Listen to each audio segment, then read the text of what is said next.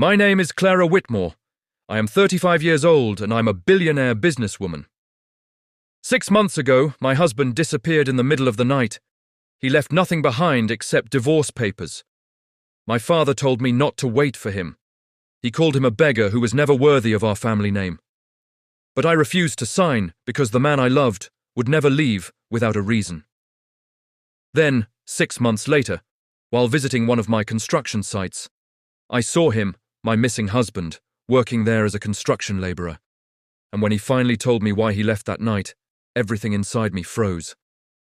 Before I reveal what really happened, make sure to like, subscribe, and drop your country in the comments. Now, let's get started. People often think money solves everything. In my case, it only made things more complicated. I was born into a very powerful family. My father built one of the largest real estate companies in the country. By the time I was 30, I had already taken over a big part of the business. Newspapers called me a billionaire. Business magazines loved to write about my success. But none of those things mattered to me as much as my family. My husband, Julian, was the complete opposite of the world I grew up in. He wasn't rich. He didn't come from a powerful background. In fact, the first time my father met him, he looked at Julian's simple clothes and whispered to me later, "People like him don't belong in our world." But Julian never cared about status. He was kind, calm, honest, the type of man who fixed things around the house himself instead of calling workers. The type who remembered small details about people.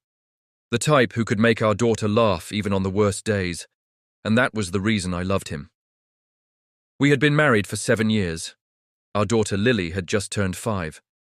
To the outside world, our life looked perfect, but inside my father's mansion, tension was always there. My father never accepted Julian. He never said it directly in front of him, but I could see it in his eyes. Every dinner with my family felt like a silent battle. One night after Julian left the table early to put Lily to bed, my father leaned toward me. "You still have time to fix this mistake," he said coldly. I frowned. What mistake? This marriage? I stared at him. "You should marry someone who strengthens our empire," he continued. "My best friend's son would be perfect for you." I couldn't believe what I was hearing. "Dad, I'm already married. You can change that." His voice was calm, but the words were heavy. "I love Julian," I said quietly. My father leaned back in his chair. "Love doesn't build empires," he replied. I didn't answer him that night, but I never forgot those words. Still, life continued. Julian and I ignored the tension as much as we could. We focused on our daughter, our home, our quiet moments together. Everything felt normal until the night. Everything changed. It was a rainy evening. I came home late from work after a long meeting with investors. The house felt unusually quiet. Normally, Lily would run toward me the moment I entered the door. But that night, there was only silence. "Julian," I called out. No answer. I walked into the living room, and that's when I saw it. A white envelope on the table, my name written on it. My hands suddenly felt cold as I opened it. Inside were divorce papers, signed by Julian. My heart started pounding. This had to be some kind of mistake. I searched the entire house. His clothes were gone, his phone was off, even Lily's small suitcase was missing. My daughter was gone too. For a moment I couldn't breathe. I called him again and again. Nothing. I contacted his friends. No one knew where he was. The entire night passed in panic. By morning, my father arrived at the house. I don't even remember calling him. Maybe one of the staff did. He walked into the living room, looked at the papers on the table, and sighed. "So, he finally did it," he said. I looked up at him, shocked. "What do you mean?" "He left," my father said calmly. "Men like him always do." My hands were shaking. "He took Lily," I whispered. "He'll bring her back eventually." My father replied dismissively. Then he picked up the divorce papers. "You should sign these." I stared at him. "What?" "You heard me," he said. "Don't waste your time waiting for that beggar." Anger burned in my chest. "He's my husband. He was your husband, my father corrected. Now sign the papers and move on. I pushed the documents away. No. My father's eyes hardened. You're embarrassing yourself. I'm not signing anything, I said firmly. He already left you. Then I'll find him. My father laughed softly. You're a billionaire, Clara. Do you really want to chase a man who clearly ran away? But something inside me refused to believe Julian would leave like this. Not without a reason. Not without a single word. So I folded the papers and placed them back on the table. I'm not signing, I said again. My father looked at me for a long moment. Then he shook his head. You'll regret this. Maybe he thought I would give up after a few days, but he didn't understand one thing. I loved my husband and I wasn't going to stop searching for him. Days turned into weeks. Weeks turned into months. 6 months passed, no messages, no calls. No trace until the day I visited one of our construction sites and saw something that made my entire world stop. It was supposed to be a normal visit. One of our biggest projects was being built on the edge of the city. A large apartment complex that my company had invested millions into. I had meetings scheduled there with the project managers. The morning felt ordinary. Cars moved in and out of the site. Workers carried tools. The loud sound of machines filled the air. I stepped out of my car wearing a simple business suit and a white safety helmet. The site manager walked beside me, explaining progress. We're ahead of schedule, Miss Whitmore, he said proudly. I nodded politely, but my mind wasn't fully there. Even after 6 months, part of me was still searching for Julian. Every crowd, every street, every stranger's face. My eyes had learned to look for him without me even realizing it. We walked deeper into the site. Dust floated in the air. Workers moved between metal beams and unfinished walls. Then suddenly, my feet stopped. My heart skipped. Across the construction area, a man was lifting a heavy bag of cement onto his shoulder. His clothes were dirty, his hair was longer than I remembered. His face was covered in dust. But I knew that face. Even from a distance, even after 6 months, it was Julian. For a moment, my brain refused to believe what I was seeing. My husband, the man who used to sit beside me at elegant business dinners, was standing there wearing worn-out work clothes, working as a labor. My breathing became uneven. Miss Whitmore, the manager asked, confused when I stopped walking. But I didn't answer. I was already moving fast. My heels sank slightly into the dirt as I walked across the site. Closer, closer. My heart pounded louder with every step. Julian turned slightly while adjusting the bag on his shoulder, and our eyes met. The moment he saw me, his entire body froze. Shock filled his face. The cement bag slipped from his shoulder and dropped heavily to the ground. Workers nearby looked at him in confusion, but I didn't care about them. All I could see was him.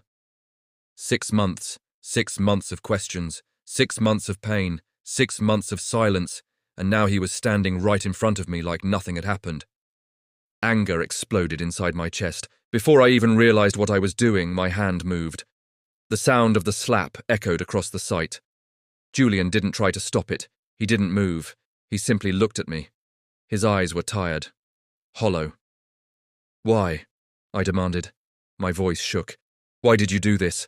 Workers nearby had stopped moving. Everyone was watching us now, but I didn't care. You disappeared, I shouted. You took our daughter. You left divorce papers like I meant nothing to you. Julian stayed silent. That silence only made the anger stronger. I searched for you for 6 months. I continued. 6 months, Julian. Finally, he spoke. Clara, please lower your voice. Don't tell me what to do. My hands were shaking. You think you can just disappear from our lives and then show up here like this? He looked down for a moment, then back at me. You shouldn't have found me. Those words felt like another slap. What does that even mean? Julian took a slow breath. Then he glanced around at the workers watching us. Not here, he said quietly. Here, I replied firmly. He studied my face. Maybe he realized I wasn't leaving without answers. Finally, he spoke again. Your father came to see me the night before I left. My anger paused for a second. My father? Julian nodded slowly. He didn't come alone. A strange feeling crept into my chest. What are you talking about? Julian's voice became heavier. He brought 2 men with him. My stomach tightened. He told me something very simple. Julian continued quietly. If I didn't disappear from your life, he would make sure our daughter never saw another birthday. For a moment, I thought I heard him wrong. My brain refused to process the words. What? Julian didn't look away. He said I was a stain on your family name. He continued. He said I was embarrassing his empire. My heart began beating faster. He wanted you to marry his best friend's son. Julian added, the same man my father had mentioned months earlier. Suddenly, pieces started falling into place. Julian continued speaking.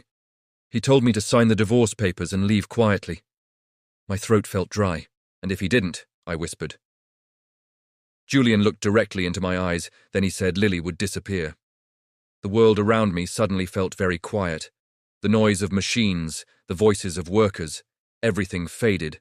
Only Julian's voice remained. He warned me not to tell you, Julian said.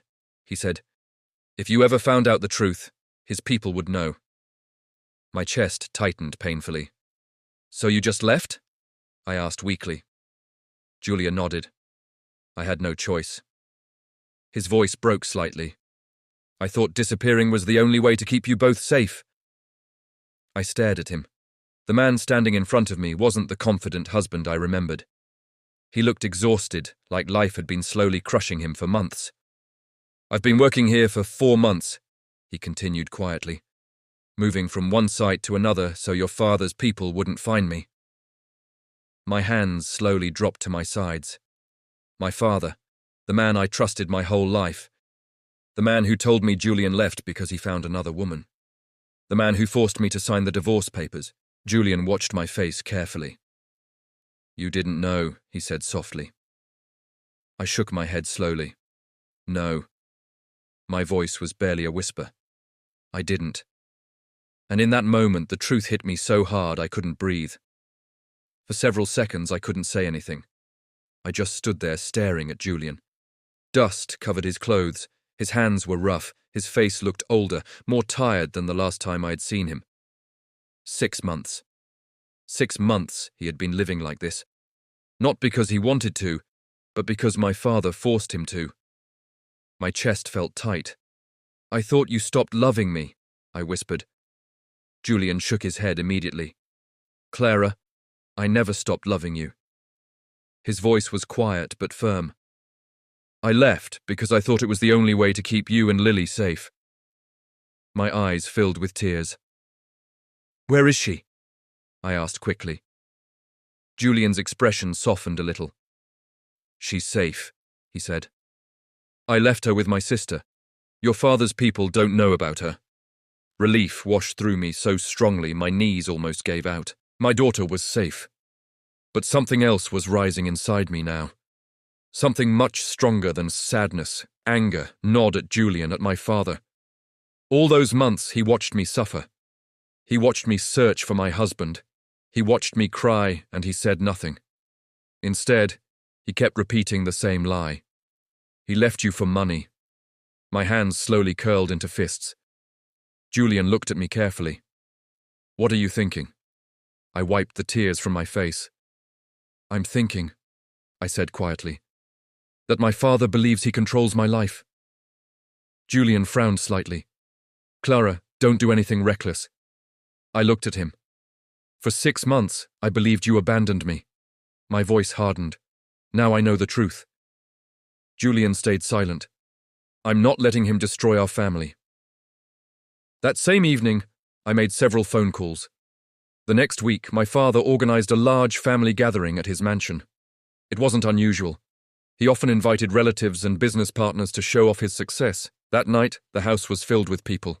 My uncles, my cousins, my father's closest business friends, and sitting proudly beside my father was the man he always wanted me to marry, his best friend's son.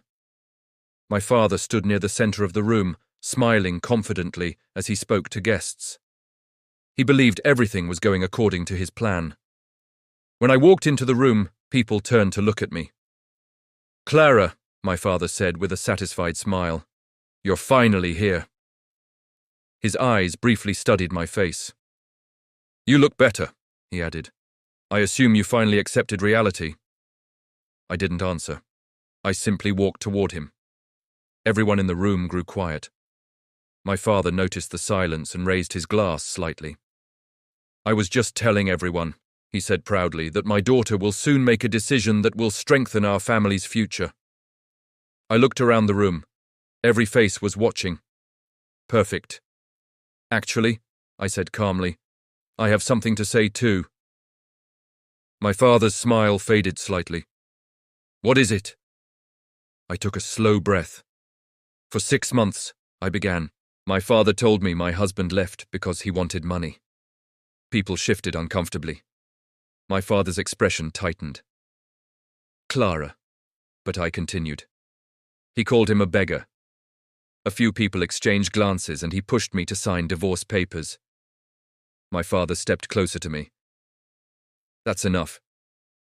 But I wasn't finished. "Do you know what really happened?" I asked the room.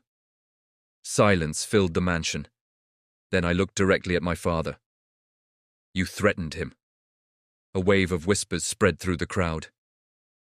"You told him if he didn't disappear," I continued slowly, "you would kill his daughter." My father's face turned pale. "That's a lie," he said quickly, but his voice lacked confidence. I stepped closer. "The man you called worthless spent 6 months working as a construction laborer just to protect his family." The room had gone completely silent. My father's friends looked at him with shock. His best friend slowly lowered his glass. "You destroyed my marriage," I said. "You made me believe my husband betrayed me." My father clenched his jaw. "I did what was best for you." "No," I replied calmly. "You did what was best for your business." The words hung in the air. Then I took off the diamond ring my father had given me years ago, the symbol of our family empire, and placed it on the table. "You can keep your empire." Gasps echoed around the room. My father stared at me in disbelief. "You're being emotional," he said. I shook my head. "No." Then I said the words he never expected to hear. "I choose my family. I turned toward the door and my family is not in this house." My father's voice rose behind me. "If you walk out now, don't expect to come back." I paused for 1 second, but I didn't turn around. Then I continued walking. Outside the mansion gates, a car was waiting. Julian stood beside it, clean clothes, but the same tired eyes. When he saw me walking toward him, uncertainty crossed his face. I stopped in front of him. "Are you ready to go home?" I asked. Julian looked surprised. "Home." I smiled slightly. "Wherever we go together." For a moment, he said nothing. Then he nodded. We got into the car and drove away, leaving behind the mansion, the empire, and the man who thought power mattered more than family. But the truth was simple. The man my father called a beggar was the only man who ever truly loved.